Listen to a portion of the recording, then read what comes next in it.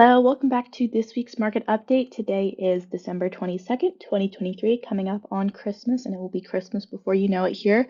And we have an exciting week, so we'll jump right in.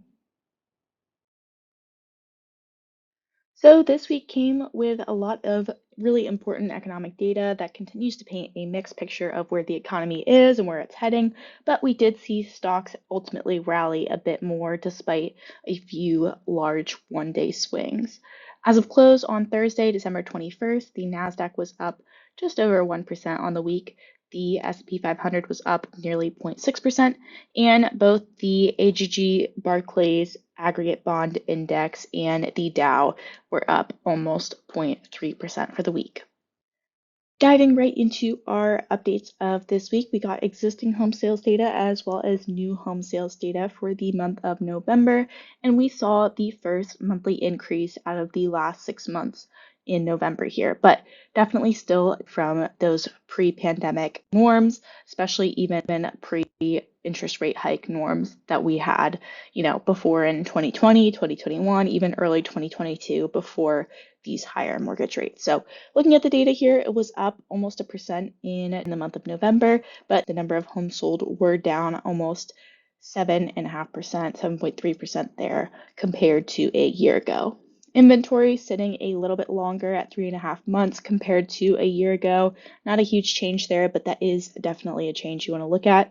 And then the median sales price, really important stuff there, is up 4% compared to a year ago. So we're still seeing a lot of inflationary pressure on the shelter category, but we are seeing this inflation rate moderate. 4% inflation rate on a existing home is pretty normal, pretty typical. So we like to see that normal rate of appreciation there.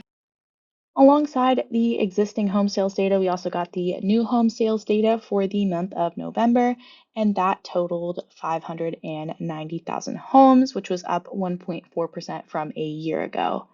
Also, really interesting from this report, the median sales price of a new home is down 6% from a year ago, and this totals 434,000. So, really interesting time in the real estate market where the average 30-year mortgage rate peaked in late October at nearly 8%, about 7.8% on that average 30-year rate, and now it's slipped down to about 6.7% as of December 21st here. So big changes in the existing home sales, new home sales markets.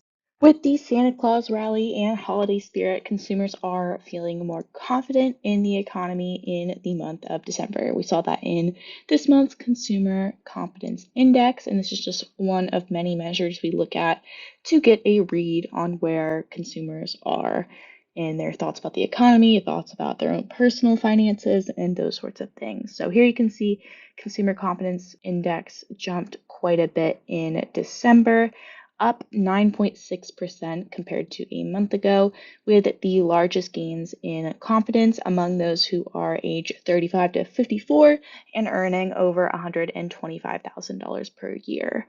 The other thing we saw in this survey here, the expectations index jumped more than 10% from November, insinuating that consumers are feeling a bit more optimistic about the new year coming up here. So consumer confidence, you can see it is still below the pre-pandemic levels here, but we have made our way up quite a bit since the pandemic and even the volatility that we saw in 2022 there.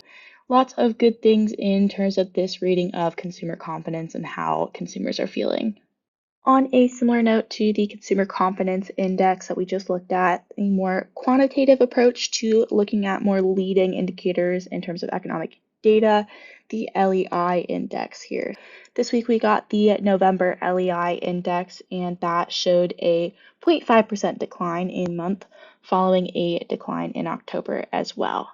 When we look at what drove the decline of leading indicators, kind of the things that we believe typically precede a recession here, the average consumer expectations for business conditions took a big hit in November. The ISM index of new orders also took a hit in November here.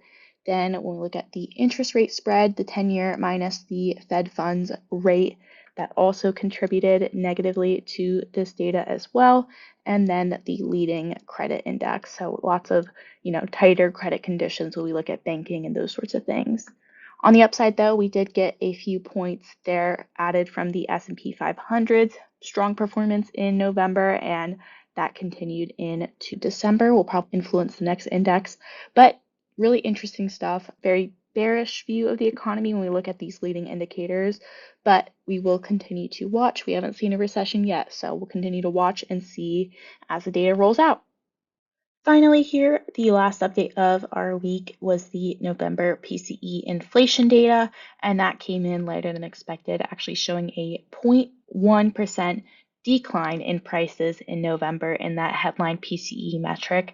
And this brought annual PCE to just 2.6% here and core PCE at 3.2%. So both lighter than expected. And yeah, great news on the inflation front as we fight against inflation and the Fed gets closer to their 2% target.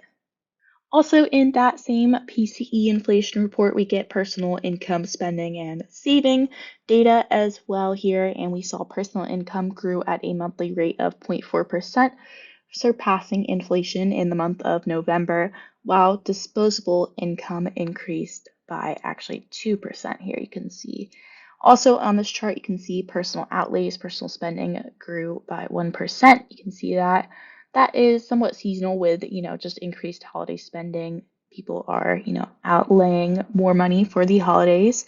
And then when we look at the personal savings rate, that ticked up ever so slightly to 4.1% in November. So great news on this PCE report. Really good stuff for the consumer, for inflation coming down, and very encouraged by it. So thank you very much for watching. We hope you had a very Merry Christmas and you have a very Happy New Year. And we will see you next week.